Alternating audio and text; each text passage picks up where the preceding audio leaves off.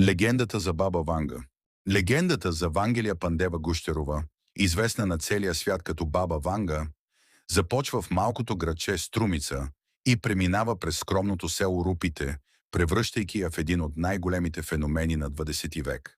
Началото и загубата на зрението. Според преданията, повратният момент в живота на Ванга настъпва, когато е едва на 12 години. Мощна буря, описвана като необичайно торнадо, я грабва и я захвърля надалеч в полето. Когато я намират часове по-късно, очите й са пълни с пясък и прах. Тъй като семейството й е изключително бедно и няма пари за скъпа операция, Ванга постепенно губи зрението си напълно.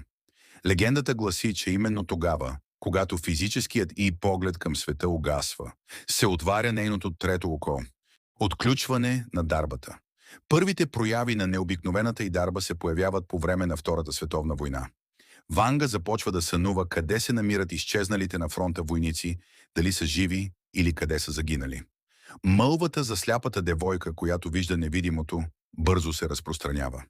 Хора от всички краища започват да пристигат, търсейки утеха, лек за болестите си или вест за близките си. Мистиката на Рупите. Ванга избира да прекара голяма част от живота си в местността Рупите край Петрич, място с особена енергия, разположено в съхнал кратер на древен вулкан. Тя твърди, че там чува гласовете най-ясно.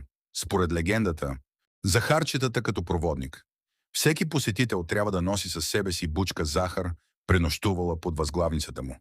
Чрез захарта Ванга прочита миналото, настоящето и бъдещето на човека. Срещите с духове. Тя често споделя, че около всеки човек стоят неговите починали близки, които й разказват историята му. Пророчествата. В народната памет Ванга остава свързана с предсказания за ключови световни събития, макар че много от тях с времето обрастват с допълнителни митове. В края на живота си тя изгражда храма Света Петка Българска в Рупите, който днес е място за поклонничество.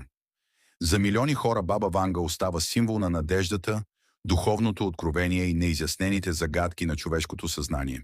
Ако ви е харесало видеото, моля харесайте, коментирайте и се абонирайте. Така ще ме насърчите да правя още интересни видеа. Благодаря ви.